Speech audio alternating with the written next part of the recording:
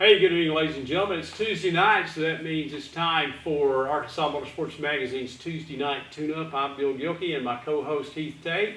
We're here in Judsonia, Arkansas tonight, and we're with Larry Cossey and Chad Avey of the Southern Outlaw Late Model Series, and we're going to be discussing their series tonight and a few other topics in racing as well. We want to thank Chambers Bank with 28 locations throughout Arkansas for helping sponsor the show tonight. Also, True Grid Auction Service down in Dardanelle, Arkansas. Arkansas's #1 online auction service. Check them out this week. They have got some fantastic auctions going. Or if you need to have an auction, get a hold of Gary Morrison down there. Like I said, he is Arkansas's #1 online auctioneer. Also want to thank KR Performance Fuels, Kevin Rogers, for all he does for Arkansas Motorsports Magazine, as well as all sorts of racing activities here in Arkansas. We also want to thank Skyway Buick GMC up in Joplin, Missouri. They're in Joplin, Missouri, but buying a vehicle over the internet's never been easier. Give those folks a call. Heath has been out busy delivering keys throughout Arkansas, and I guess we'll do it again this week. If you buy a vehicle from Skyway before Friday, he'll come with the Skyway group and help deliver the keys. Also, we want to thank Shaw Race Cars up in Batesville, Arkansas, for being one of our sponsors. A great group of people up there, and we appreciate all they do for us. We'll go now to the Weston Petroleum race and racing weather report of the week with Heath Tate. Well, had some good racing this weekend. Had 2 nights up at Batesville.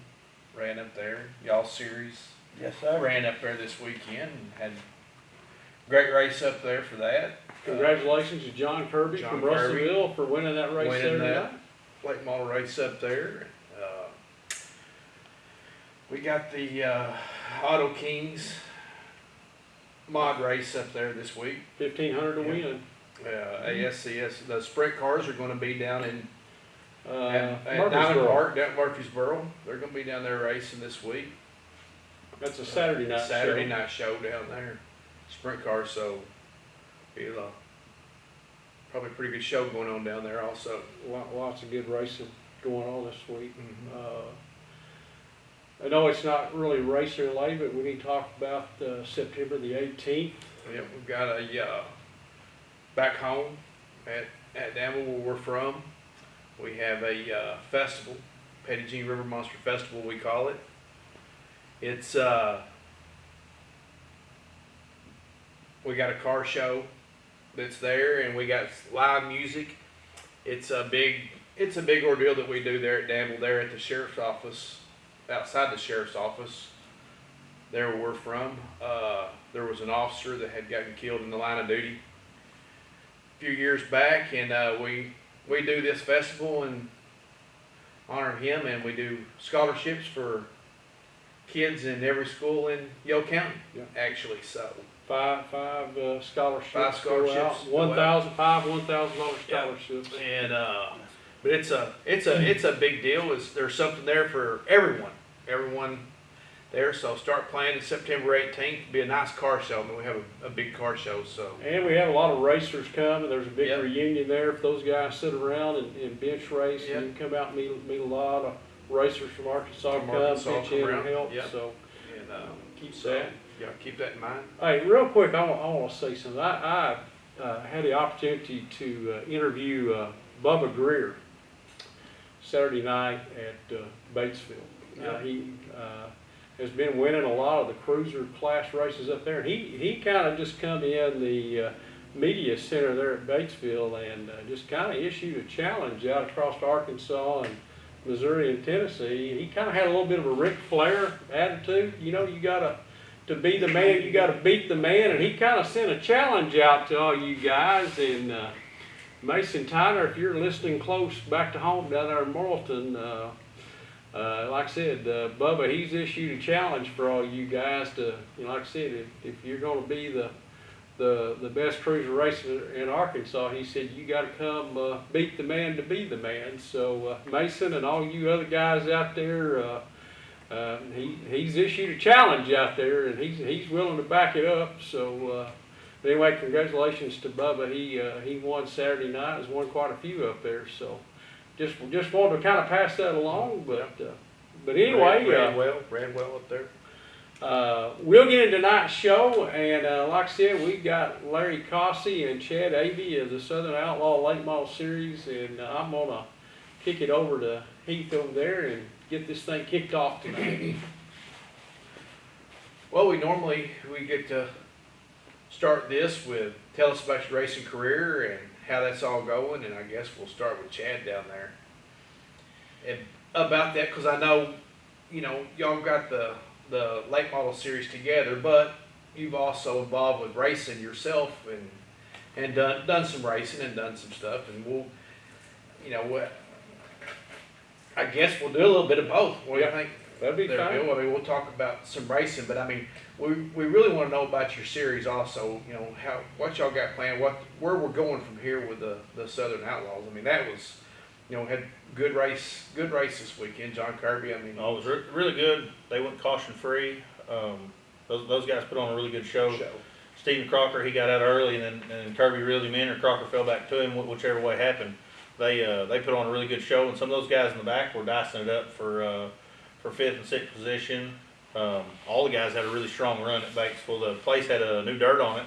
I want to say kudos to Mooney and Connie for spending some money on the facility, and then it's definitely going the right direction. From what I understand, they're really putting us a good place to race, so we really appreciate that. And I race Batesville weekly when work and my schedule allows, so so I was excited about that personally.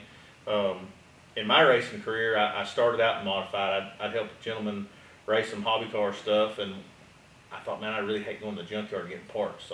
So modified was most appealing to me. Probably not where I needed to start, but that's really where I've been my whole career. Haven't accomplished much of anything. We've had some pretty good runs, but never ran full seasons. Never ran real phenomenal. But had a lot of fun. Meet a lot of great folks.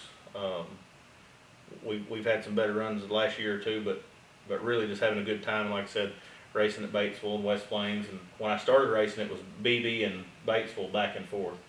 So now it's mainly Batesville Motor Speedway. The show that John won his second win with us this year, he'd actually won earlier this season at Little Rock as well. So he put on a heck of a show for the guys. Chad's being a little modest, y'all. He has come on in this modified now, and everybody knows it. We got a first-class program. He races and he helps Southern Outlaws more than anybody knows. He's being a little bit modest about his driving. He has come on the last little bit now. I was telling him earlier, right before the show, he's doing so well this year. I finally had to, as an announcer, start saying good things about him. Yeah. And not just my hair looks nice. and it's saying that though, but and it's not just a racer, but you a car builder, find something, decide you want to build it, or you've got a few things going on that you're doing right now besides that's race related. The main thing that pays my bills, my living is A-Sign-Co. We've been doing that for 12 or 13 years now, but I also own Big Gun Race Products, and we build some pit equipment, some tools. We had a lot of fun with that, and that was really something I've done for 3 or 4 years, but it didn't really take off until, as you mentioned, Kevin Rogers. He said, man, come down to my place and sell this stuff, set up a booth. I thought, our season's over, we'll go ahead and try it. But Kevin, I want to thank him a lot, because his mentality of you're the best kept secret, he had no idea, and he said, I run all over Arkansas. A lot of people didn't know you could buy a lift in Arkansas. And I said, well, I guess I was just silly. My main business is advertising, and I didn't think about advertising for myself. So really want to thank him a lot for that. But yeah, we wrap race cars, we do apparel for racers. I build the race products. It's really full circle. So about all of what we do is involved in racing. And then when the opportunity came up to partner with Larry, I got really excited that that's an end of the business that I'd not been in on. And me and Larry bounced stuff off each other for a long time, and Ace Signco had been a supporter of the Southern Outlaw series because a lot of times when somebody comes to me as to be a marketing partner or sponsor, whatever they want to call it, they don't produce what they advertise. And the Southern Outlaws had always, twofold done what they said they were going to do. So I thought it was, a really good opportunity to market with them. And then when the opportunity came about for us to partner in it, I thought probably couldn't be any better. And while we're at this point, I'm going to ask the Shaw Race Cars question of the week.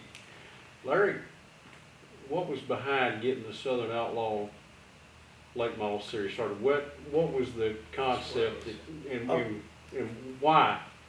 It's real easy. The talent in Arkansas is unreal. And when we started, you could buy a dirt late model for pennies on the dollar.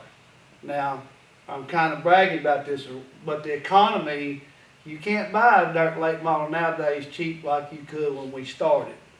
But the quality of car is better, and it's still about the best price you can go for buying a dirt race car. We're going to say it like that. And when you see fellas like Chad, and I can name a list a mile long of the talented race car drivers in Arkansas,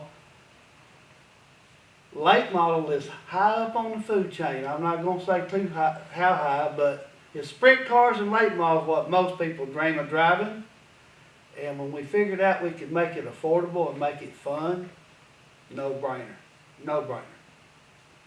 I was going to do street stock, but the late model, when you look on the internet and see how you can buy a fully ready to go late model minus a motor, check it out, see what kind of price they are. And what else is people like Chad put them together, rocket scientists, people that steadily studying and trying to make them faster. Why not have something that's a rocket ship or a space deal or whatever? It's just, like I say, no-brainer. When you started toying with the idea of doing this, how long did it take you to put this together where it become a reality? Oh, 8 years? No, it fell right into, I mean, people seen that this could go and work, and it took off pretty quick, really. Phone calls. And everybody knows in the racing deal, you wear that phone out, and that's where all I had to do is wear it out for about 3 months, and it was on. It really was.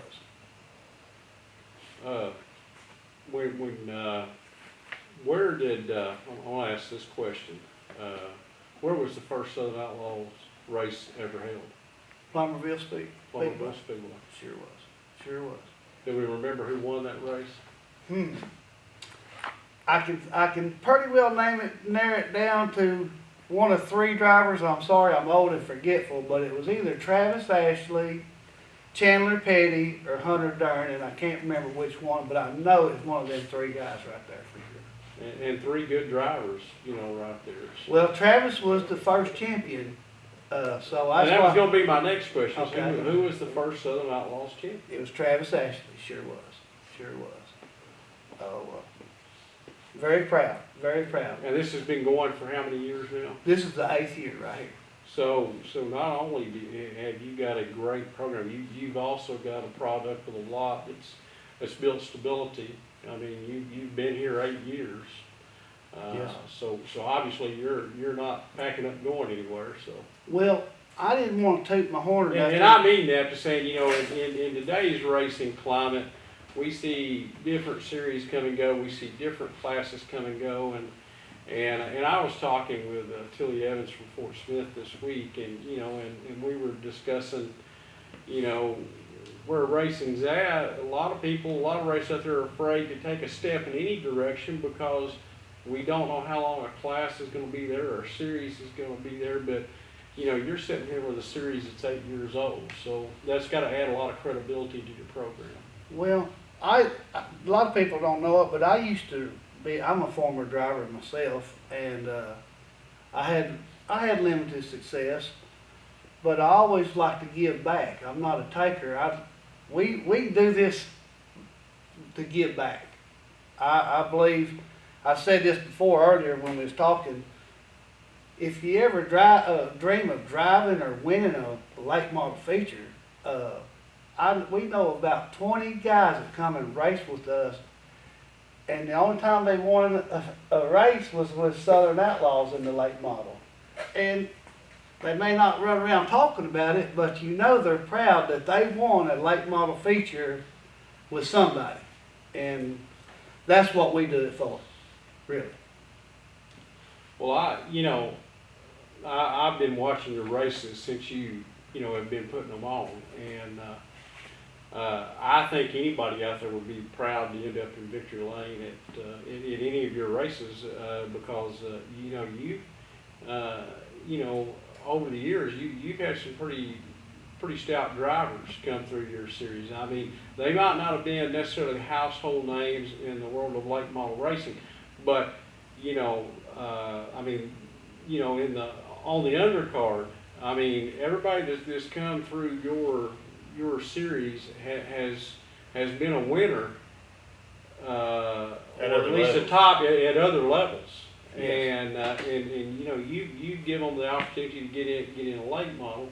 So I mean, there's nothing. I mean, anybody that's out there that I've seen in the field of the Southern Outlaws organization has, if you look at their career and their credentials, they were some top dirt track drivers that have come through there and still there. So yeah. I mean, a case in point, Saturday night, Eddie Martin from Stillwell, Oklahoma, was there at Batesville, and I don't care what class car that you're driving, it doesn't get any better than Eddie Martin. I mean, he's been there and done that. So, funny story about that. I'd always heard about him, but I didn't know anything about him. And he come third year out, and he wore everything. He just wore us out. And you get to, when somebody like that is wearing out that kind of competition, it wasn't all blow. He really could drive. Sometimes they get big publicity behind them and they can't back it up. Well, Eddie can back it up. And you've had Al Perkey he's from Coffeyville, Kansas, on your series, and he won 2 or 3 features with us. Sure has. And just like the guy that won Saturday night, John Kirby. They don't get any better than John Kirby, not only as a driver but as a human being. And John's a phenomenal competitor. Yes. You couldn't meet a nicer guy at the racetrack. No, yeah. So I agree. There has never been a lack of talent, in my opinion, in your series. But anyway, I'll let you go on, and Heath. Well, I was just going to say, talk a little bit about the series. Explain to us what you're doing, what you're trying to do, where you're going. Let everybody else out there know what the Southern Lake Models are doing here. I mean, let us. We strive for fun. We want it to be fun and competitive, and fun being the main thing. If you have to win Southern Outlaws, and you got to win at all costs, if it makes everybody mad, Southern Outlaws is probably not the place to be. We want you to have fun and try not to tear up no cars. Everybody has fun if you can load them up on the trailer at the end of the night and not have to work 2 or 3 weeks to get ready for a race. We know this, and we strive not to let it get out of hand as far as tearing them up. We don't see any rules changes right off coming up anytime soon. We like what we got as far as motors and everything. Let's talk about that right now. Yeah. Where are we at with motor? What's the motor rule? What's your? We got 3 packages. Crate motor's the simplest, easiest package to talk about, and then we have a big bore and a small bore package. Either package can run an aluminum head or an iron head, and basically we limit those guys with spoiler, weight, and RPM. So if you had a really competitive hobby motor, you can bring that to our series and it'll fit in. If you had a competitive modified open motor, you can bring that to our series and you can fit in. Like I said, we break the motors at 4070 and under will be our small bore motor, and larger than 4070 will be our big bore motor. And we've got some of all packages. The boys that run second at Little Rock in the Ford. He had all iron All small iron. Ford, Yep. which gave him the biggest spoiler and the biggest chip available, which is 8,000 is our biggest chip. The big bore motors are 7,400.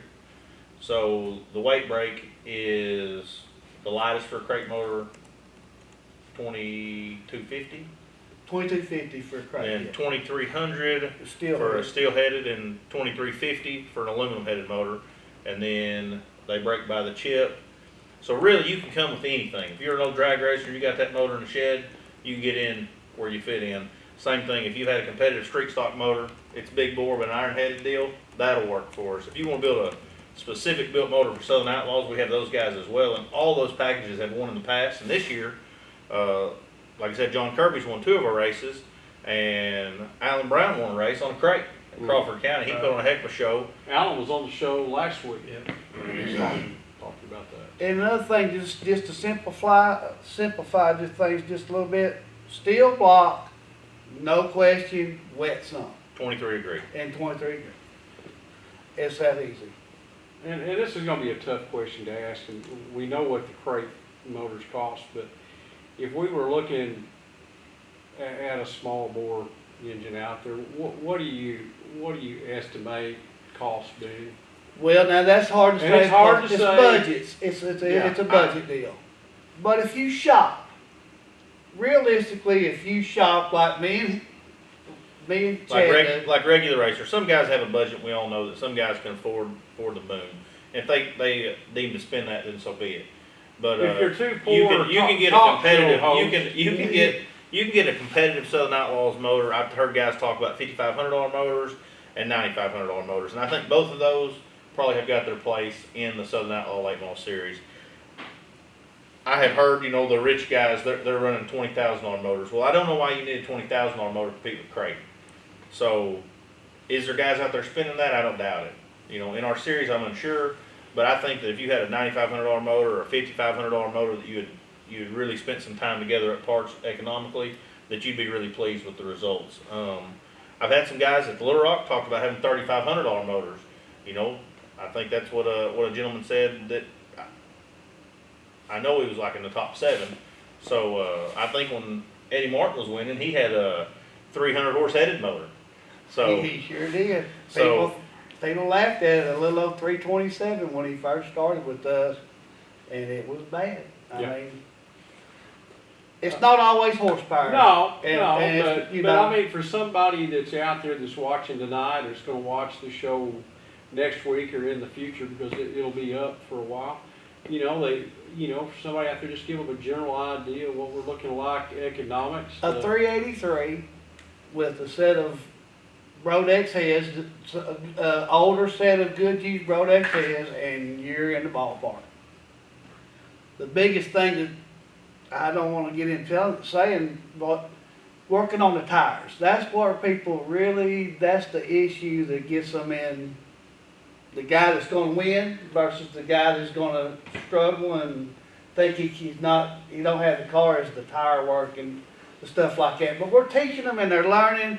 When they see other folks working on their car, they pick up their program. But being truthful with you, a good little old 383 with a set of aluminum heads.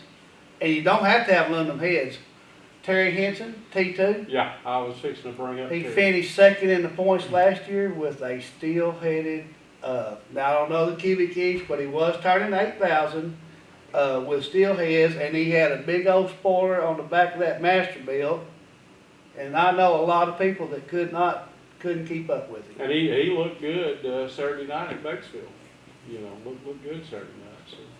Is there any other rules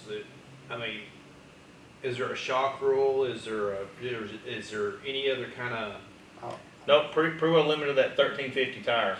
okay. Or harder. We'll Yeah, say harder. 1350 or harder tire. And the motor packages, like I said, the spoiler changes with the package that you're running. Okay. Everybody's pretty well on the same tire, but no, we don't have that $89 shock that Cash Money has. Same deal. I thought that when Larry was doing that, at times they discussed was there a shock rule necessary, and I thought, man, there's so much stuff out there available. That's exactly. The guys that run comp, they got 4 sets in the corner that you can buy them pennies on the dollar now. So really, when you limit those guys to only one thing, then it also limits them where they can only race with us. And I didn't want to be that Right. selfish. If those guys want to race, a comp show or a West Right. Plains weekly show, Right. they can still get in and try to run their program that way. So We kick it around, and our guys are, and when we say our guys, the ones that are truly committed to Outlaws, they have a say to a certain extent what we're going on. we value their opinion. Right. Thank you. And No, I like they that. do not want. Why would you want a car that a mad scientist built that's got special setup on it and say you can't do that when you can talk to people like Chad that's got the dynos and stuff and have those shocks for cheap. Prices wise, okay. If you got the cheap shocks and you have everything that you got to travel with, there could be 40 shocks on the wall in the trailer. How's that economical? When you can get these and dial them and do this and that, which way saves more money?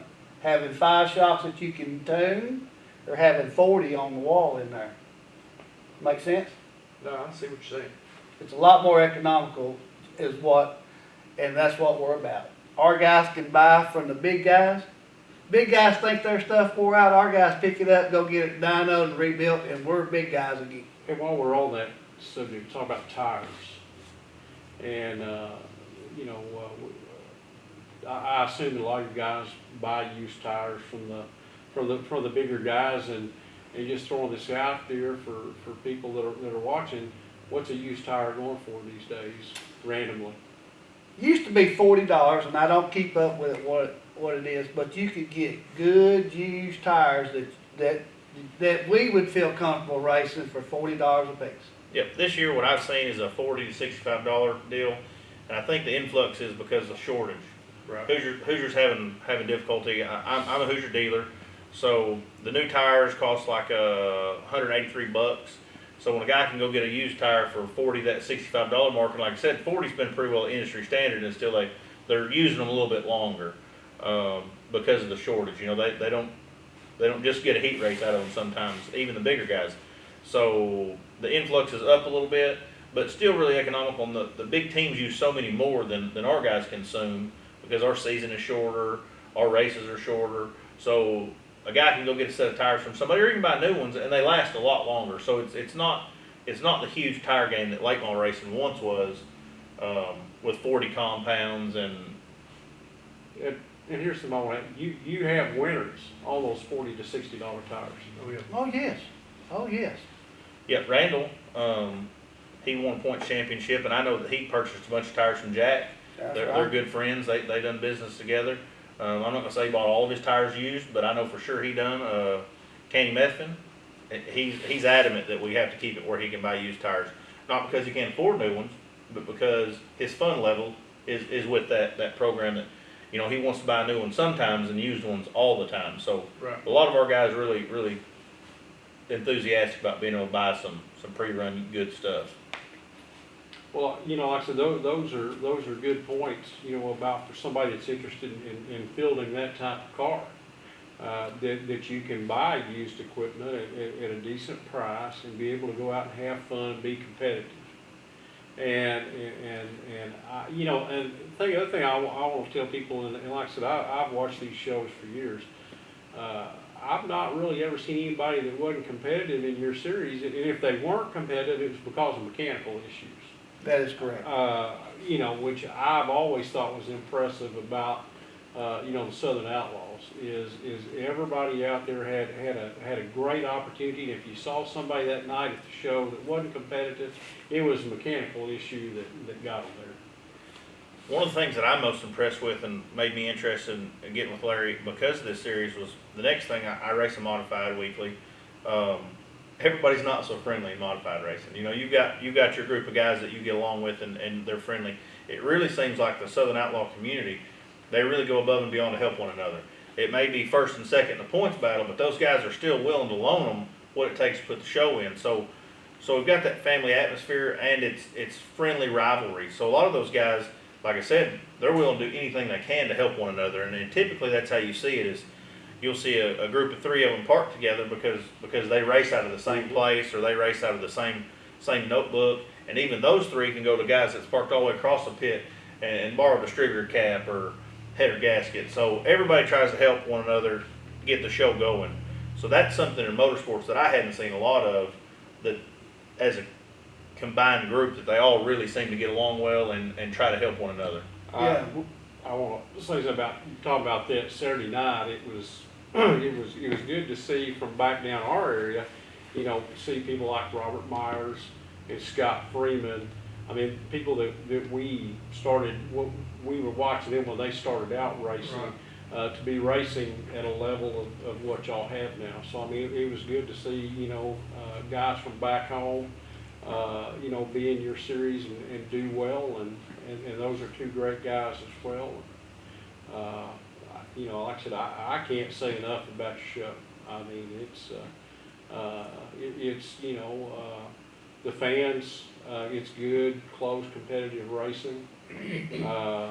Now, you know, like I said, John got out on everybody a little bit Saturday night. Well, but you're gonna have that happen. Now you got to give Crocker credit. Oh yeah, and I mean, yeah, he right. held him back till that right. See, Yeah. and a lot of people don't know he finished with a right front with that much tread gone off the front tire. So Yeah, Stephen Crocker, he actually looked like class of field early, and you know, and John even said in his interview that Crocker was faster than he was.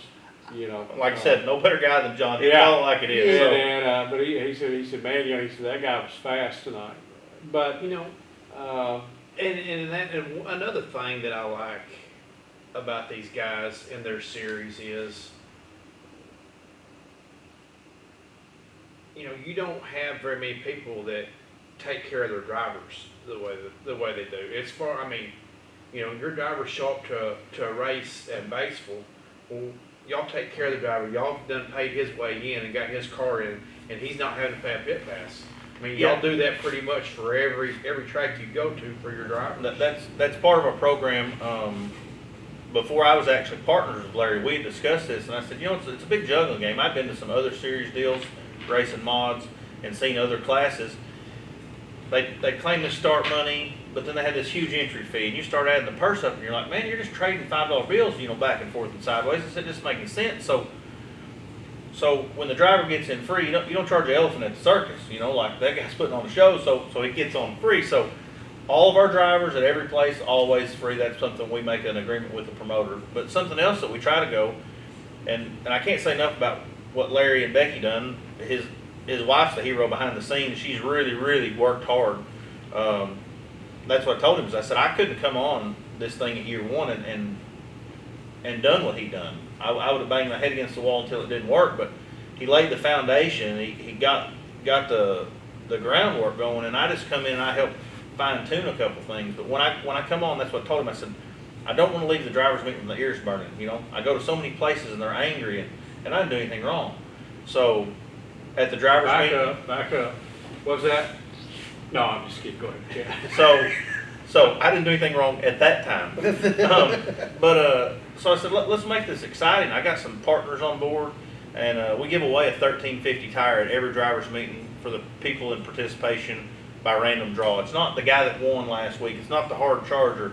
It's the guy that really needed that to help get there. You know, like you've got the opportunity to win that tire, along with a case of Brad Penn motor oil. We're talking about Kevin Rogers again. Like that's something that he does for our series. Kevin's provided that case of oil every week and a fuel jug. So we give that stuff away at the driver's meeting. And then I own Big Gun Race Products. I give away a gear pan. I make one a little different than everybody else. It's got a lid on it. That come about because my wife threw my shoes in it by accident one time, my racing shoes. So the next week I showed up there nasty. That's the worst smell ever. So Was it on purpose? She said not, but I probably deserved it. You know, I earned that one.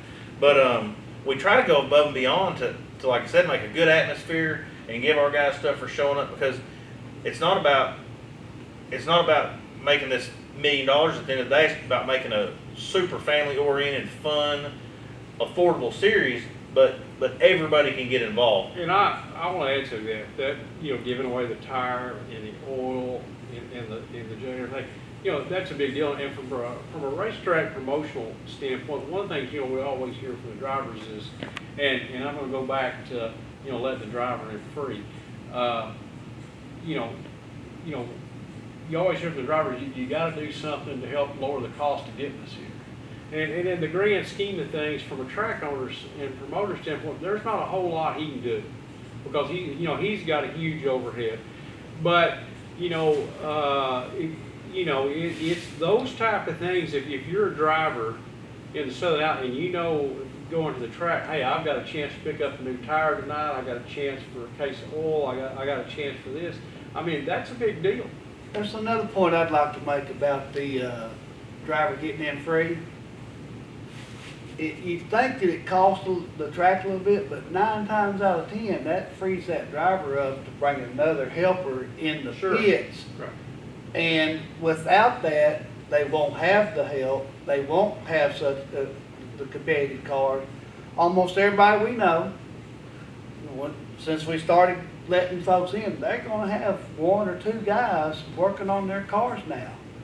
So, And they're buying twice as many cheeseburgers. That's yeah, you got to feed them. That's right. So we definitely, I look at Southern Outlaws kind of like we're a union. We're representing our racers to the tracks, but obviously without the racetrack's participation, that thing wouldn't go in. So yes, we've lobbied to let our guys get that, but we've got to thank all the places that let us race: Batesville, Little Rock, Harrisburg, Crawford County, Yellville.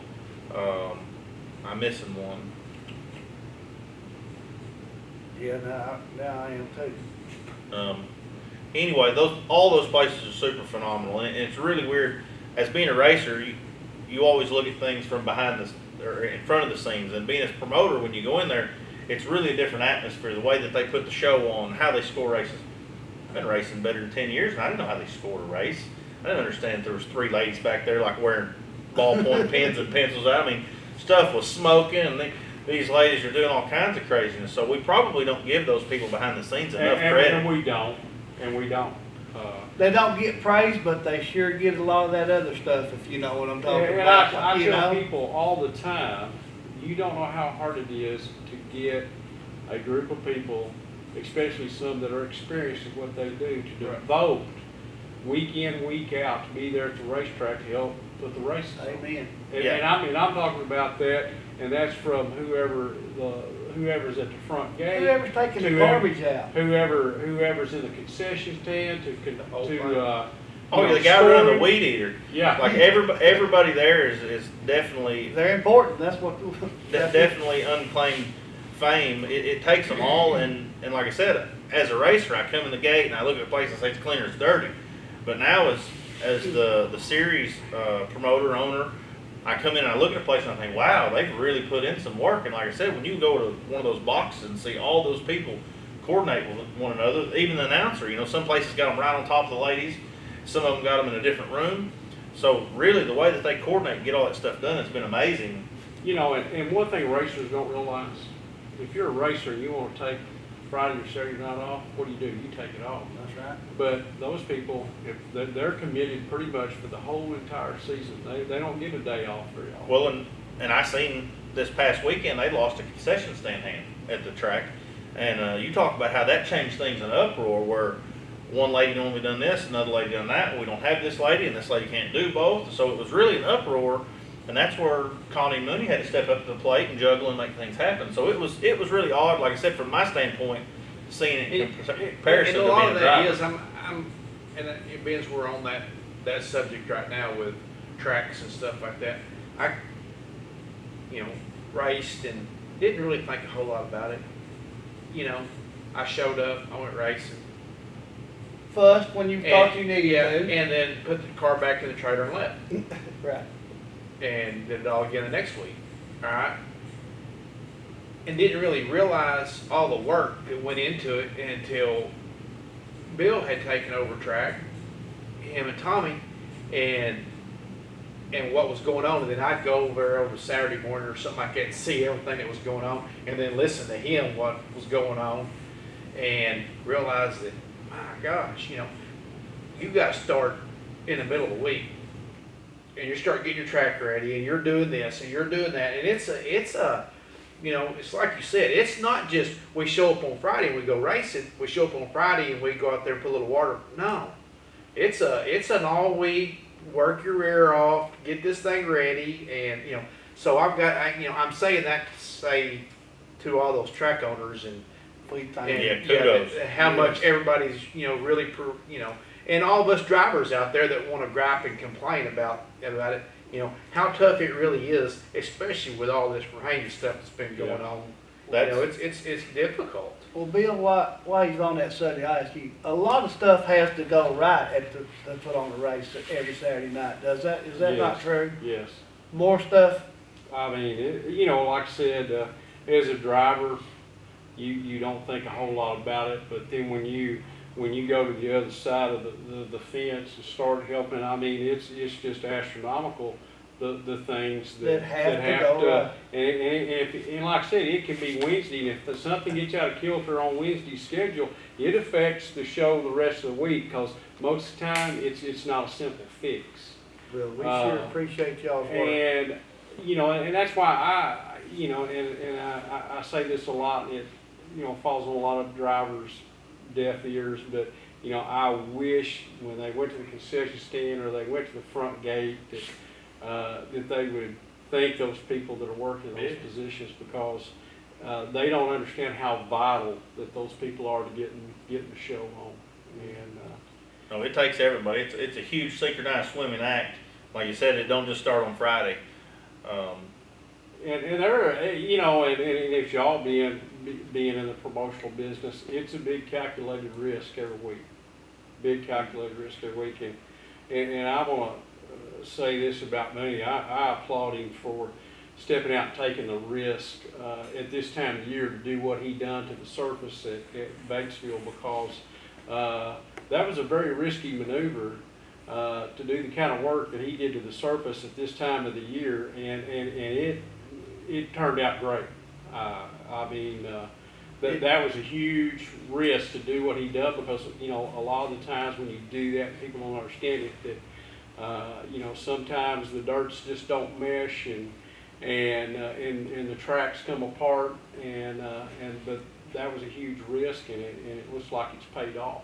So, we had a great track. We did. Hats off to him. He talked like he only done half of what he's going to do. He said we're going to race a month or so, and then he's got plans to do almost that much again to do it. Which, like I said, at this day and age, a promoter spending money back on his facility is really incredible for a series and a racer. And he got caught with some really bad weather trying to do this. Well, considering COVID knocked a hole in everybody's budget last year too. I mean, it's.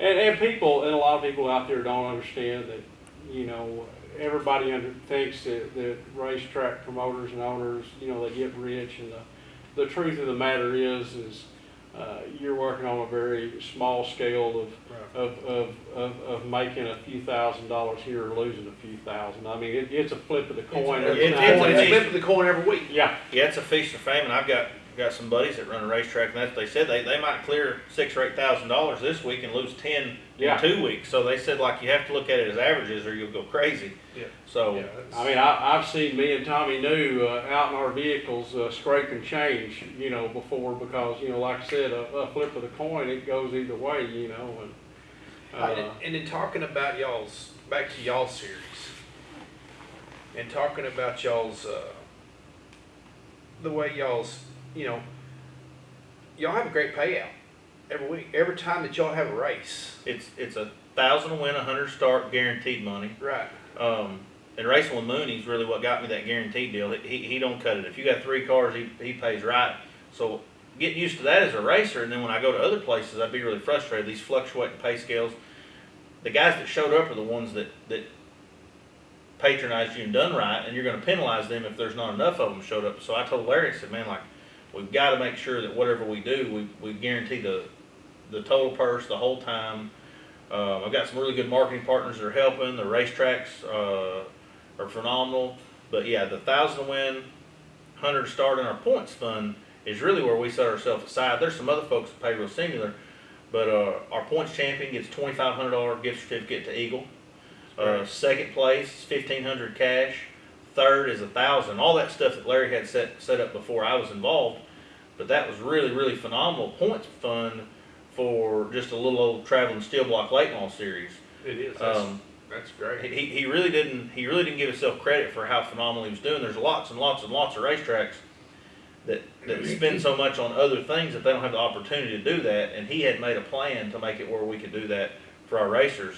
The coolest thing, like I said, everybody talks about the top 3 always, but the coolest thing is we've got prizes all the way to 10th place, and the way that works, also something that Larry set up, but from 4th through 10th, all those places have a prize, but it's not designated to position. So we've got, for example, Mark Norris with Elite Tools, Elite Tool Crew. He's donated a cordless half-inch drive impact. Well, that's one of the prizes. So if the guy that gets 4th place, he decides, oh, I want a barrel of fuel, we've got that in the prize package.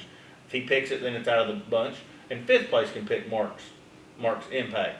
But we've got a set of Schoenfield headers, a set of Swift springs, Excess power batteries. Ecky's donated a Dominator nose and wings for a late model. And he orders that, whatever color the guy that chooses picks it. So we've got lots and lots of marketing partners that make this possible, but that makes it really interesting for everybody Right. that patronizes our series has got the opportunity to win a prize of their choosing. So I think that when Larry and Becky set that up, they really had some really great ideas of how to give back to the racer. Right. Instead of me saying you earning 4th, you get this one. Me saying you finish 4th, you pick what you want. Right. And it works really. It's really Works. a lot better that way. And they're not getting something that they don't want and can't use. You picked out something that you need. And that's how me and Larry actually started to work together from the very beginning. His 2nd year, he was looking for a sign company to donate a rack to that points package. He called me up and said what he had to offer. And as a business owner, you hear all kinds of spills, like you'll get this or you'll get that. And I thought, I've done worse things, let's see how it goes. So he told me, we're going to advertise for you on social media, we're going to do this and that and the other. And I'll just be honest, he spent more money in decals for the series that year than the raffle's going to cost. So I was like, it's kind of a wash. You know, I may not have made anything on any of it. But the guys that get those things was really appreciative. So that's how we got teamed up. And then, like I said, I've been in that capacity a marketing partner of Southern Outlaw Late Model Series since 2nd year. So that's really what gave me the insight to when the opportunity arose for us to team up, that I thought, hey, he does what he says he's going to do. And that meant a lot to me. And I'll have to coincide. I mean, like I said, me and Larry have been friends for years, and I've watched him in this deal, and he's always done what he said he was going to do, which is. We appreciate that.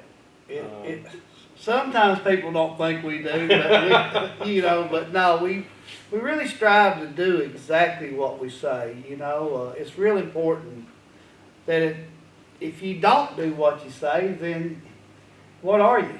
I mean, I hate to be that way, but what are you if you don't know I'm looking you in the eye and telling you that what's going to happen, then what's this of me even talking? I don't believe in making noise. If you're not going to do what you say, don't say it.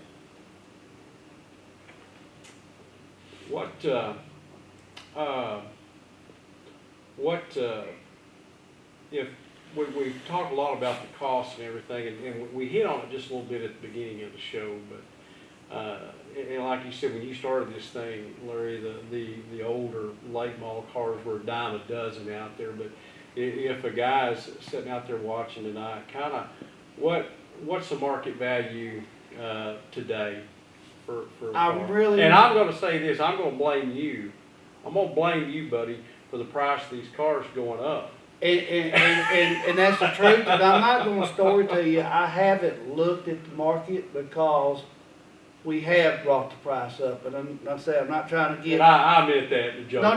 But you're 100% though. The cars that we're selling for when we started, you could buy a car race ready for $2,500 minus the motor.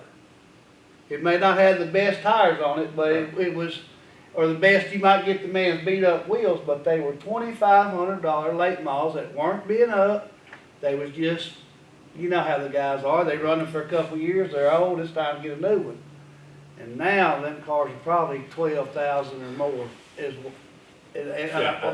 heard of a car that sold 2 weeks ago out of our series to another guy to run in our series, and I won't name any names in case he gets ready to sell it, but it's a $3,500 car. Now, I believe that it came just rolling, no transmission, no motor, no headers, carburetor. So there's still some economical cars running in our series and doing well. Now, I'm also going to tell you that I know that there's some brand new one out there. So it all depends on how much you want to do. Some guys don't do their own body work. Some guys do everything. They'll build their own chassis. So the market's all over the board. Arkansas late models are about all soaked up because of our series and some surrounding areas racing some stuff similar. But if you look out to Georgia, if you look down Louisiana, there's still a bunch of economical deals out there. You may have to do a little bit of traveling. There's still some deals out there. When you go north, there's some stuff just right here locally. Our guys have really soaked up quite a few of them. That's a good point. Because they can run them. And when Larry started this, he looked at the Have Tampa stuff that wasn't available. Steel block late model series is what he was after. We need to offer that to our area. Just because you can afford to run a $1 billion program doesn't mean you want to. So that not only give guys from lower levels to move around and juggle, it gives some guys that want to run late model that budget area.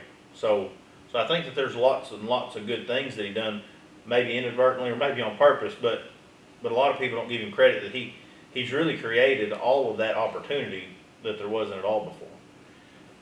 But that is a great point. I wouldn't even think about it. All the cars in Arkansas, they get bought up. Yeah, they're as just fast spoke as they for. come on.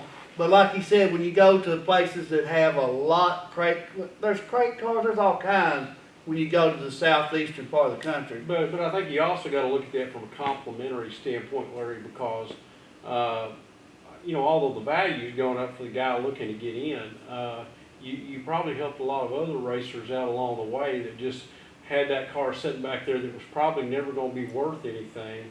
That made an investment, and then Larry comes along and he starts this series. Well, they're going to get something back out of that. So I mean, I think it goes full circle. Try and find a used quick change or a Bird or Brin transmission right now, and they're just extinct. Now that the mods and the stock cars all are on the Bird or the Brin, there's no more good deals. When I first started racing, you could buy a used Bird or Brin because late models are the only one doing it for like $500. And I seen a guy sell a used Brin the other day for $1,500. I was like, okay, we'll hold our spare. And there's one more thing I'd like to kind of toot our horn out just a little. Do you know how many motor builders have seen increase in productive selling motors? Excuse me, my tongue got tied. Productivity. Productivity. Yes, Screwed me up. yeah, but we're not just a crate where the cars come from GM. Everybody can. Chad's building one right now. Well, it's given a lot of opportunity for the guys that were open mod racing to sell those motors to people in our series because the crate motors took over mod racing in Arkansas. And maybe for good reason, maybe not, but you can't really compete in a IMCA style car without a crate. So there's guys that got those open mod motors stuck in every corner, and we're a really good outfit or outlet to go with those. Do you see yourself with your drivers coming up do you see yourself as a series that's going to help maybe people or a few people springboard to the bigger late model series? We already have. Last year, our rookie of the year was Wesley Wise. He's running for rookie of the year in Comp Cam. So, Mr. Proctor, Brady, he was second in rookie point in the points, and he's also competing for rookie of the year. We do. Travis Ashley, Yeah. first year points champion, and I jack with Travis weekly that he needs to come race with us.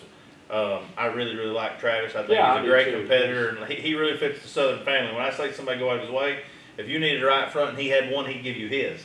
So he really fits our family, but I'm pretty satisfied he won B main at Riverside with the comp series. So yeah, we've had a lot of people start with us and move on to bigger and better things, and some of them guys probably have the talent Chandler Petty ran with us, Yeah. and he runs competitively with comp, but some of the guys with the talent don't have the budget to move up. So, Right. so it's a little bit of both, you know.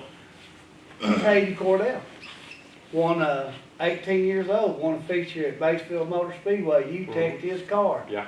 He went from us to run a little bit of Lucas Oil and stuff like that up there at Lucas Oil Stadium. up Well, there. it's, it's gotta, you hate losing drivers, but at the same time, I think that also showcases your series to other young people that y'all are a good place to start out at.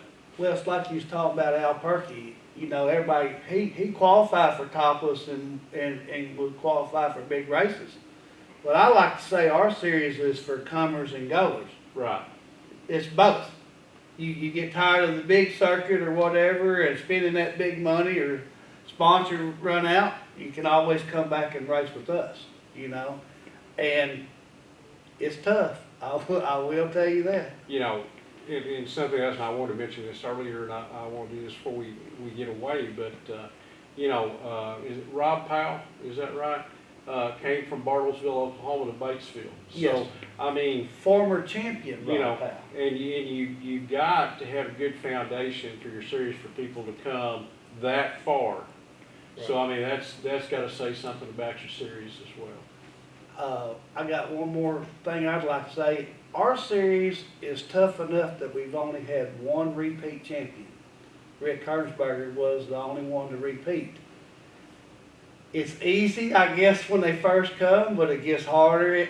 Competition gets stiffer and stiffer and stiffer.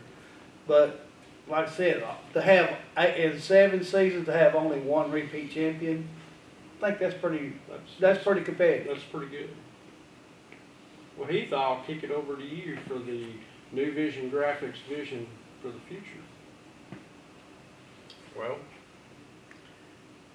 I guess we ask y'all, where are we headed with the Southern Outlaws? That's the vision for the future. I mean, where are we headed with this, with y'all's?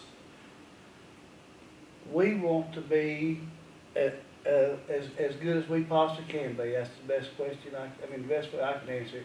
We strive to do more for our racers with our partnership. That's what we strive to do. Take care of them better than anybody has so far. And I don't mean to be bragging. No, we're trying to have it where you're silly if you've got a steel block late model to race with anybody else, and we'd really like to race it some more places. I've got some calls out to try to get some more venues for us.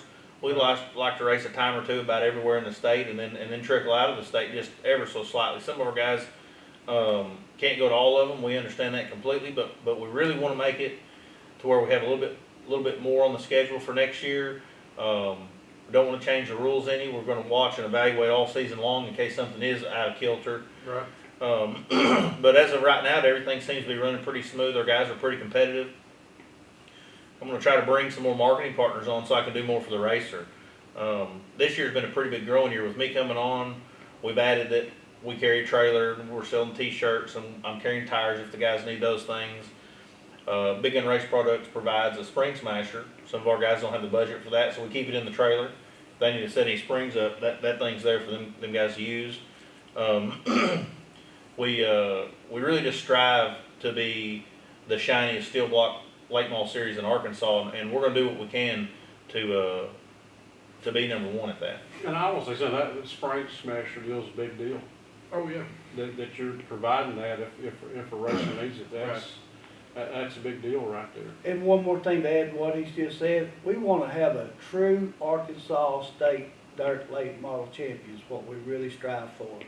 The more Arkansas tracks that we race at, you got to admit that will be a true champion. Well, I tell you what, we've really enjoyed sitting here talking. We've known one another for years, but you've answered a lot of questions for me tonight, and I hope everybody at home that may, about things about the series that we didn't know, and we wish y'all nothing but the best of luck in the future. It's real exciting, everything that y'all got going on. Well, we're trying. We're hoping. I got a couple surprises in the works that have been going for a minute. but we've got some super great marketing partners that have come on board this year. So I've got a couple more in the wings that we're going to try to land and make this phenomenal for the guys, and that's just stay tuned. Well, good, and, Yeah. and we'll do that. Thank you so much Yeah, for we having will- us, we really appreciate We'll it. report, you know, We've had on fun, y'all and wish you the best success. Yes, it's been. Heath, about next week, you gonna let the cat out of the bag where we're going next week? Yeah, might as well. Normally I kind of keep that quiet, but now next week I guess we'll be headed right back up in this area. We'll be going to see Mark Norris and Clay Norris at Mark's shop, visit with those guys, and talk a little modified racing. Well, that should be a very, very interesting show, and like I said, I want to appreciate these guys again for Yep. taking time out of their busy schedule. And like I said, we got to talk about our sponsors again before we leave. We want to thank Chambers Bank with 28 locations throughout Arkansas. We want to thank True Grit Auctions, Gary Morrison, Arkansas's #1 online auctioneer. Check their Facebook and site out. They have got some fantastic auctions going on this week. Or if you need to have an auction, they're statewide. They travel all over the state. Give those people a call. You won't regret it. We want to thank Kevin Rogers, not only for what he does for us, but for what he does for people like the Southern Outlaws. And I know Kevin tries to catch the show at some point in time during the week. Thank you, Kevin, for all you do for racing. Shaw Race Cars up in Batesville, Arkansas, for everything that they do. Skyway Buick GMC in Joplin, Missouri. Again, check out their inventory online. Buying a car online's never been easier than the Skyway way. And like I said, we want to thank some of our other sponsors. We want to thank Eddie Hoyer down at Four Place Speed Muffler Shop. He's been known to run a few Southern Outlaw races. We want to thank Ecky's Parts and Accessories down in North Little Rock for everything he does. Weston Petroleum Company, they're great people and have been a sponsor of our show since the beginning. We also want to thank Philpott's Complete Car Care out in Greenwood, Arkansas. Blankenship's Pit Stop back home down there in Danville. Todd's an old racer, and he helps keep us on the road all the time. We got to thank our drag racing counterparts down at the Centerville Dragway, and as well as Prescott Raceway down Prescott, Arkansas. So we want to thank all them, as well as our good buddy Caleb Emerson over at Straight Line Transmissions in Greenbrier. Fine folks to deal with. So for our co-host Heath Tate, Larry Cossey, and Chad Avey of the Southern Outlaw Late Model Series, we want to thank everybody for tuning in tonight, and I guess we'll see you back next week from Searcy, Arkansas.